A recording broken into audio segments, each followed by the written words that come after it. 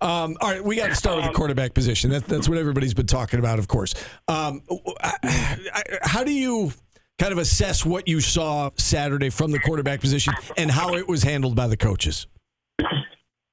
So I think they were looking for something to try to get a spark, and that's why you saw Luke Carney go out there. But based on the play calls, and then based on the fact that once they had a 3rd and long, they took him out and put Rickie Collins in, I don't think that they feel comfortable that he's ready to do everything that the offense needs. That's honestly the way I kind of looked at it. As I said, they don't think he's ready to be the full-time guy and have enough of the offense available that he feels comfortable with, that they can go out there and have him be the quarterback. I think if they felt like he was there, that they probably would have made a change and stuck with him for the entire second half. And that was kind of my impression. And then when Fran Brown was asked how much of the offense can he run right now, he was told not much. He said not much. That tells me that from what they're seeing in practice and when they interact with these kids every single day, that, as a true freshman, he doesn't have everything down yet. Now, everyone says how smart he is and how hard of a worker he is, the coaches, the other players, et cetera. So I don't think this is an effort issue from his standpoint. I just think it's a true freshman that's adjusting to a much more complex offense and playbook than what he had in high school. And there's typically learning growing pains that go on when you have that. So I really think that's it. So I thought Collins actually played better after he got benched and then came back in. But his biggest issue right now, I know there's multiple things that people point to, but the biggest thing is taking care of the football. He's really struggling there, and that's the biggest issue. Mike, you said he played better when he came back in, and I agree with you. And, he threw it deep a couple times. He had a couple of nice runs, and one in particular that was called back where they had some momentum, and you're like, oh, are they going to make this thing interesting after the onside kick that recovered? And then there was a penalty, and the drive stalled from there, and they ended up, he threw an interception that probably should have been defensive pass interference. My point is he did look a little better after the benching. Do you think that was him just saying like, all right, I kind of let it loose here? Do you think the coaches, kind of changed the approach? I mean, what was it about the way he played after he came back in that you thought was working for him and the team? Yeah, I just thought he was a little bit more decisive as much as anything. And it was like hey, I've got my guy one-on-one down the field. Let me throw it up to him and give him a shot. I mean, he's got good wide receivers. We thought that very highly of the wide receivers before Steve Angeli got hurt. They were on You Got Mocked every single week, it seems, making highlight reel plays. And,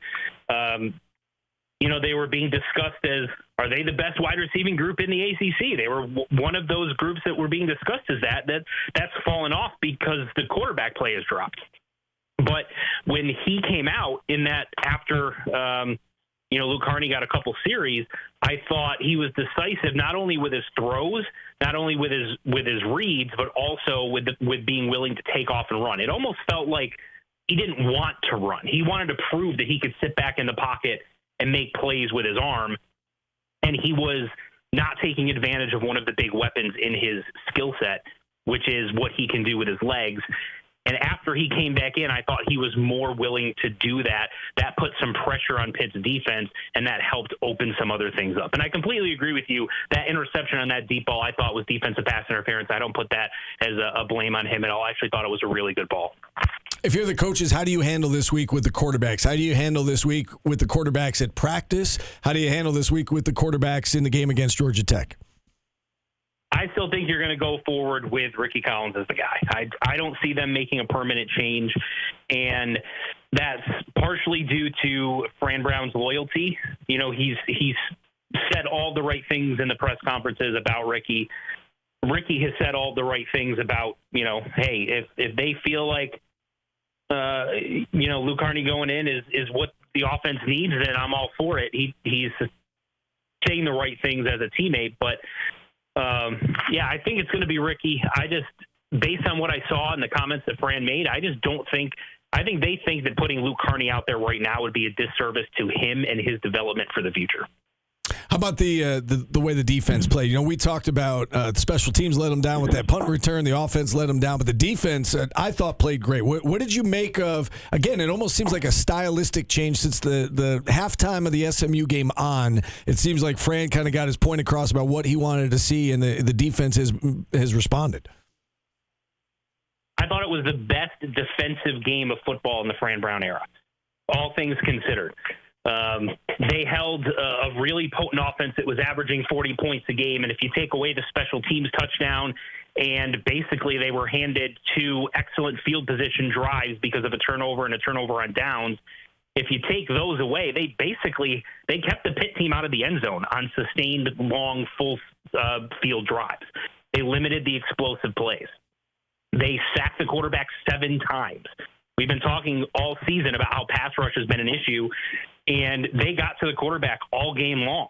They forced the turnover. They continued to get the ball back to the offense, held them to 260 yards, basically held them to 9 points as far as I'm concerned without being put into bad spots and taking the special teams touchdown away. I think that was a stellar performance against an offense that had been absolutely rolling the last couple of weeks and basically all season. It was very impressive. I like the change. I like seeing more pressure and the different pressure packages and bringing different people from different spots. And even a few times when they just rushed 4, I saw David Reese come off the edge a couple of times and get by his offensive tackle that was supposed to be blocking him. Really, really impressive, I thought, overall from the defense. All right, Mike, when you look at this opportunity now that they've got against Georgia Tech on Saturday, what do you make of this Yellow Jackets team, a team that's undefeated, playing obviously really good football? They're in the top 10. They've got ACC title. They've got college football playoff on their minds. It seems like a tough spot, but I also think that you look at them and you say they're not unbeatable, right? So what do you make of this opponent, and what kind of chance do you give Syracuse to stick in this game? No, they're not unbeatable, and I think you said this when we were talking on the quad on the pregame show on Saturday, but their last game against Duke outplayed them for a chunk of that game and looked like the better team. They just had a couple of mistakes and whatever else. But this is a game I thought on the calendar when I looked at the schedule before the season started that I thought was an opportunity to win one of these tough road games. My big thing was the health of Haynes King. If he's healthy, I think Georgia Tech is a legitimate ACC championship contender. If he's not, then I think they're basically like almost everybody else that's not in that tier. But listen, they're good, they're tough, they're physical. Their entire offensive identity goes through Haynes King. He gave Syracuse a lot of problems last year, but I think Syracuse matches up pretty well with them everywhere except the biggest issue, which, as we just talked about, is the quarterback play at Syracuse. And unless they get better play there and unless they stop turning the ball over, I'm not really sure who the opponent is and how good or not good they are. It's going to be really tough for Syracuse to win games. ACC wants Georgia Tech to win this game. Well, yeah. Just putting that out there right now. So a top 10 team. And, exactly. They need them to run the table. Yes. All right, Mike, as long as we got you, last question just about basketball. What are you most looking forward to seeing in this game against Buffalo on Saturday? I want to see the new guys, obviously the transfer portal additions, and to see how the big men are. We were told that they're more athletic and they're more versatile and more mobile and all those types of things. I want to see if we can physically see some things that prove that. And then, of course, whenever you have a highly touted recruiting class, including the son of one of your best players in program history that led you to a national title, I'm intrigued to get my first look at him in a Syracuse uniform. I think all those make it, a fun exhibition game and against a decent team too. You're not playing a D2 team. You're playing another, Division I tournament caliber type of team potentially. So it'll be interesting to see how they fare in the first exhibition game. All right, Mike, we appreciate it. We'll talk off air, but again, 7 to 7:30 tomorrow is Orange Nation on News Channel 9. Hopefully you can join us. Yeah, I'll do my best. Just got to check with the boss as always. Yes. So, yeah. Save your personal conversations for off the air. I was trying to goodbye. have a radio station. All right, Mike, go do your thing. We'll take a time out here. We've got Fran Brown's live press conference coming up at the top of the hour. I got to be careful how I talk to Steve. Back after this.